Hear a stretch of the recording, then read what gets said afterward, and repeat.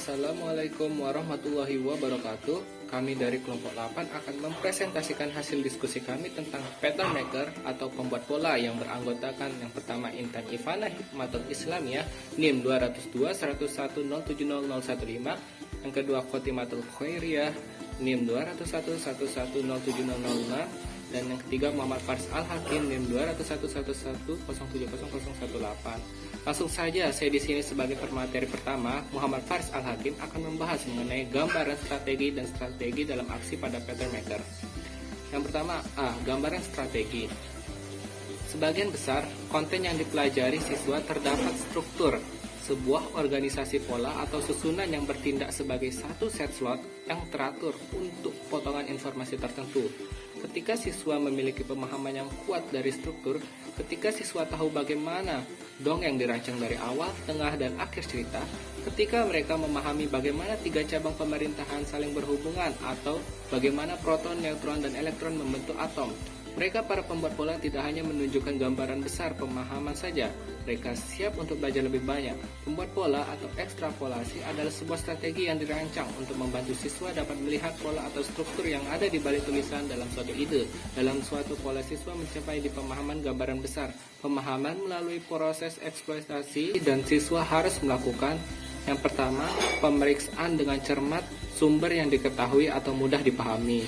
Yang kedua, kutip unsur struktural utama dari sumber-sumber tersebut. Yang ketiga, memasukkan pemahaman struktural mereka yang baru untuk bekerja dan dengan menggunakannya agar lebih memahami dari sumber yang baru, membuat produk mereka sendiri, atau melakukan perbaikan pada objek sehari-hari. Yang bagian B, strategi dalam aksi. Pada suatu saat, ada kisah guru sains sekolah menengah Claudia Geocaris frustasi oleh tugas menjelaskan yang telah dia berikan kepada siswanya. Masalahnya adalah hubungan keterikatannya. Siswa merasa bosan dengan proses penjelasan mengembangkan tugas dengan bergaya buku teks, dan kebosanan itu muncul dalam pekerjaan tertulis mereka. Selama dia mencari cara agar cara mengembangkan penjelasannya menjadi menarik, Claudia menemukan sumber inspirasi yang tidak terduga, yaitu buku anak-anak. Apa yang dia sadari adalah pada deskripsi ilmiah dalam buku anak-anak tidak seperti deskripsi buku teks.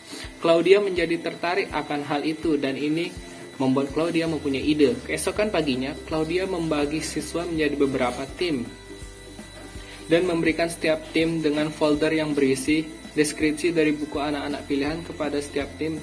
Dia berkata, "Dengar, tugas kita adalah menjelaskan bagaimana cara sel bekerja dengan cara yang jelas dan menarik.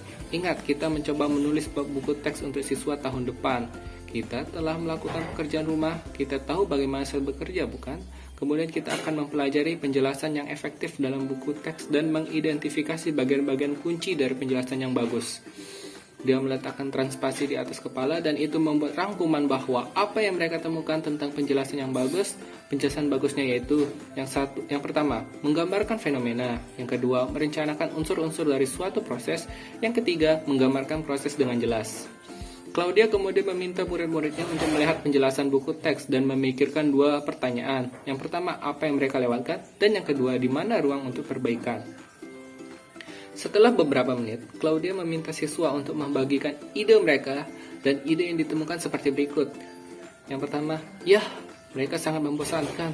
Yang kedua, kadang-kadang mereka mencoba menjejalkan terlalu banyak informasi. Yang ketiga, mereka mungkin sulit untuk diikuti. Dan yang terakhir, mereka tidak memiliki gaya dan bakat.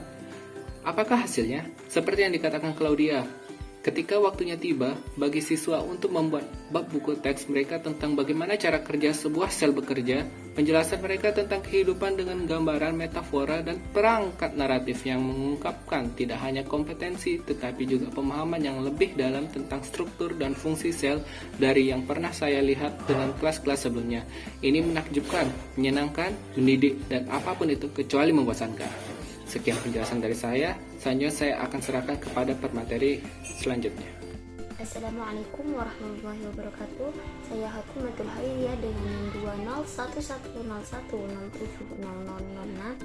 Di sini saya akan melanjutkan penjelasan dari teman saya. J. Mengapa strategi pembelajaran Pattern Maker adalah strategi pembelajaran yang sangat efektif untuk 3 alasan. Yang pertama, strategi merangsang rasa ingin tahu dan minat siswa. Penelitian otak tentang peran yang dimainkan minat siswa untuk mempelajari konten baru, dan kita akan mendengarkan hal yang sama. Siswa yang terlibat adalah pelajar yang sangat baik dan lebih banyak untuk menghadiri kompleksitas materi yang menantang. Yang kedua, strategi mempersiapkan siswa untuk pembelajaran baru. Strategi ini membahas pentingnya dan efektivitas mempersiapkan siswa untuk belajar melalui teknik pre-exposure, pre-viewing, dan priming. Apa yang dilakukan teknik ini adalah memaksimalkan paparan siswa terhadap ide-ide baru, mengaktifkan pengetahuan mereka sebelumnya, dan membantu mereka membangun pengetahuan. Yang ketiga, strategi dibangun di atas kapasitas kognitif yang dikenal sebagai pemecahan masalah analogis. Strategi ini membahas tentang proses di mana manusia memecahkan masalah dengan analogi, yaitu dengan menerapkan ide, solusi, dan struktur di balik situasi yang diketahui untuk pertanyaan yang menantang. Menggunakan strategi. Yang pertama, perkenalkan tujuan dan isi pelajaran. Yang kedua, meminta siswa untuk meninjau analog. Yang ketiga, membantu siswa untuk mengatrak struktur analog dengan menggunakan kriteria yang jelas. Yang keempat, biarkan siswa berdiskusi dan meringkas wawasan mereka yang diperoleh dari analognya. Yang kelima, menyajikan konten baru kepada siswa dan membimbing mereka dalam menerapkan apa yang telah mereka belajar tentang struktur analog dengan bahan yang baru. Terima kasih. Wassalamualaikum warahmatullahi wabarakatuh. Assalamualaikum warahmatullahi wabarakatuh. Perkenalkan, nama saya Intan Ivana Hikmatul Islamiyah, NIM 202101070015. Di sini saya sebagai pemateri terakhir tentang membuat pola. Merencanakan pelajaran membuat pola. Pattern Maker terkait dengan strategi yang dikenal sebagai metaphorical expression dan beberapa pertimbangan perencanaan yang sama.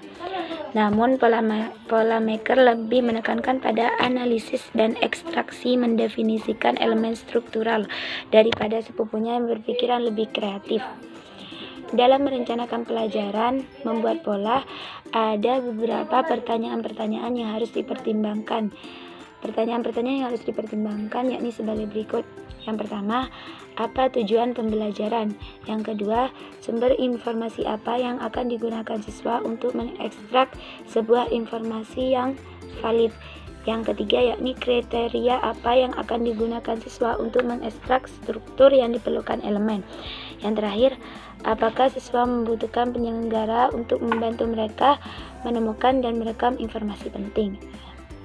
Itu adalah pertanyaan-pertanyaan yang harus digunakan sebelum kita membuat pola. Yang terakhir, saya akan menjelaskan tentang variasi dan ekstensi. Variasi dan ekstensi di sini menjelaskan bagaimana topik yang dipelajari siswa di sekolah terstruktur atau dirancang. Bagaimana pemahaman mendalam tentang kerangka kerja yang ada di balik informasi meningkatkan pemahaman siswa secara keseluruhan. Inilah pertanyaan-pertanyaan yang menjiwai strategi pattern maker. Pertanyaan yang sama ini animasikan variasi berikut pada strategi pattern maker. Strategi pattern maker yaitu dalam adaptasi dari karya Perkins telah menemukan bahwa pattern maker dapat memperluas peluang untuk berpikir kreatif atau pemikiran ekspresif diri.